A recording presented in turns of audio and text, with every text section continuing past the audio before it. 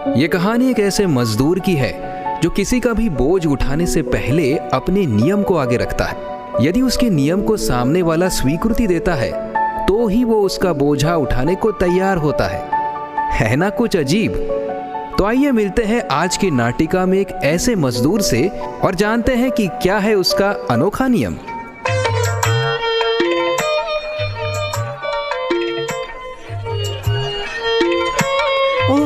मारा राम जी, इतरो घणो सामान मारा थी तो कोनी उठे, काश कोई मजदूर मिल जावे।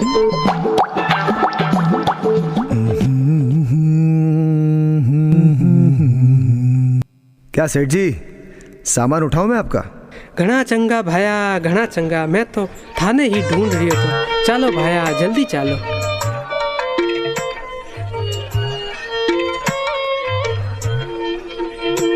अरे ये क्या? नियम की बात तो मजदूर ने की ही नहीं। मजदूर आगे आगे, सेठ पीछे पीछे।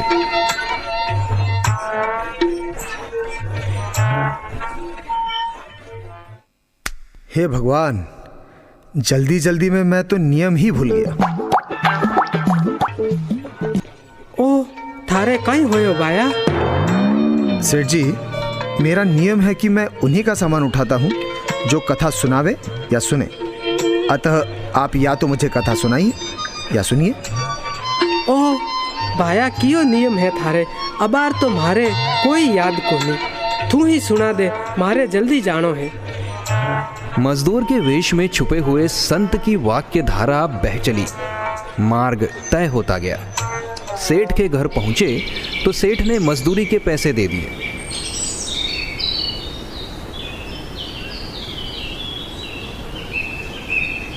क्यों सेठ जी, सत्संग याद रहा? मैं तो कुछ सुनियो को नहीं। मारे तो जल्दी थी, आधी रास्ता में दूजो किने ढूंढतो। ई कारण मैं थारो बिको मान लियो। यूं ही हाँ हूँ करतो रहो। मारे तो काम सु मतलब होवे, कथा सु को नहीं।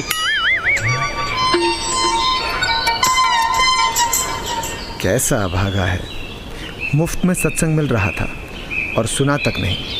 यही तो पापी मनुष्य की पहचान है।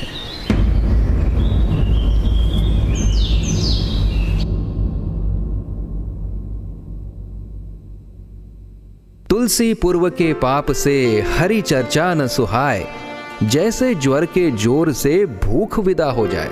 वो जमाना था कि राजा लोग राजपाट छोड़कर गिरी गुफाओं में संतों को खोजकर उनके सत्संग का लाभ उठाया करते थे।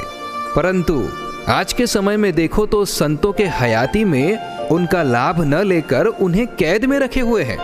चलो चलते हैं मजदूर के पास, जहां से विश्व भर के बलवानों को बल मिलता है, धनवानों को धन संभालने की योग्यता मिलती है, बुद्धिमानों को बौद्धिक योग्यता मिलती है।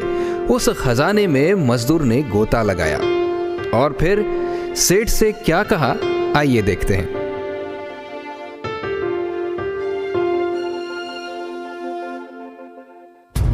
अरे ओ सेठ, सुनो, कल शाम को 7 बजे तुम सदा के लिए इस दुनिया से विदा हो जाओगे। अगर 7:30 बजे तक जीवित भी रहे तो मेरा सिर कटवा देना। हाँ, यो काई कह रही हो है भाया? सेठ जी, जब आप यमपुरी में जाएंगे तब आपके पाप पुण्य का लेखा जोखा होगा, हिसाब भी देखा जाएगा। आपके जीवन में पाप ज्यादा है, पुण्य कम है। अभी रास्ते में जो सत्संग सुना, थोड़ा बहुत उसका भी पुण्य होगा। आपसे पूछा जाएगा कि कौन सा फल पहले भोगना है, पाप का या पुण्य का। तो यमराज जी के आगे स्वीकार कर लेना कि पाप का फल तो भोगने को तैयार हूं, पर पुण्य का फल भोगना नहीं है, बस देखना है। पुण्य का फल भोगने की इच्छा नहीं करना। सेठ का शरीर शांत हो गया। सेठ पहुंचे यमपुरी। चित्रगुप्त ने हिसाब पेश किया। फिर क्या हुआ, आइए देखते हैं।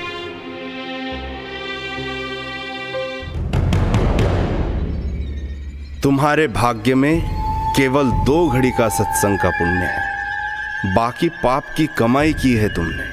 अब बताओ मानव, कौन सा फल पहले भोगना चाहते हो, पुण्य का कि पाप का? मैं पुण्य रो फल भोगूं कोनी और पाप रो फल भोगा वास्ते तैयार हूँ। कृपा करीने मने आप बताओ सत्संग रो पुण्य रो फल काई होवे, मैं तो देखना चाहूँ। पुण्य रो फल देखना चाहूँ? लगता है प्रभु ये मारवाड़ी शरीर से आया है।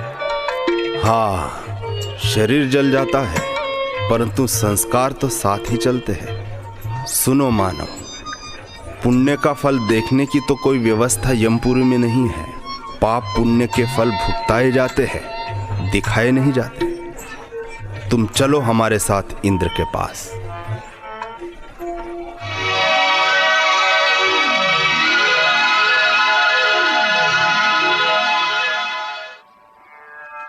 प्रणाम इंद्रदेव।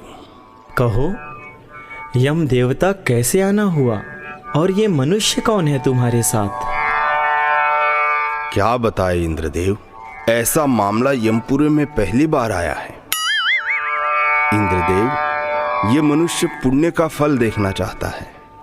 अब इसका क्या उपाय किया जाए? पुण्य का फल तो भुगताया जाता है, दिखाया नहीं जाता। ना, सत्संग रो फल मैं भोगनो नहीं चाहूँ, देखना चाहूँ। चलो भगवान नारायण के पास चलते हैं, इसका समाधान तो वही कर सकते हैं।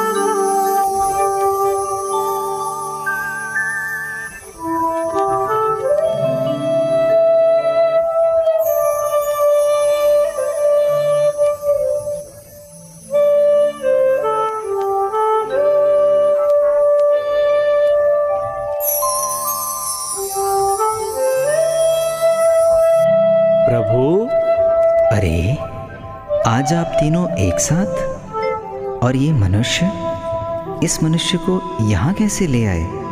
क्या उलझन है आप सबकी? प्रभु, ये धरती के मानव ने बड़ी विचित्र बात सामने रखी है। ये कहता है कि पुण्य का फल देखना है, भोगना नहीं है। अब आप ही कुछ इस समस्या का निवारण कीजिए प्रभु। ठीक है, जाओ अपना अपना काम संभालो। हे मारा राम जी, मारे सत्संग रो पुण्य रो फल भोगनो कोनी है, मारे तो सत्संग रो पुण्य रो फल देखनो है। चित्रगुप्त, यमराज और इंद्र जैसे देव आदर सहित तुझे यहाँ ले आए और तू मुझे साक्षात देख रहा है। इससे अधिक और क्या देखना है तुझे? हे मारा राम जी, काश मैंने मारे आखो जीवन ने सत्संग री गंगा में स्नान करायो हो तो जब थोड़ी देर तो सत्संग रो घणो लाभ दे सके है, तो जे संतारी शरणो जावे और उनको सत्संग रो लाभ उठावे और आपो जीवन धन्य करे, आ भी तो आ धरती रा देव है।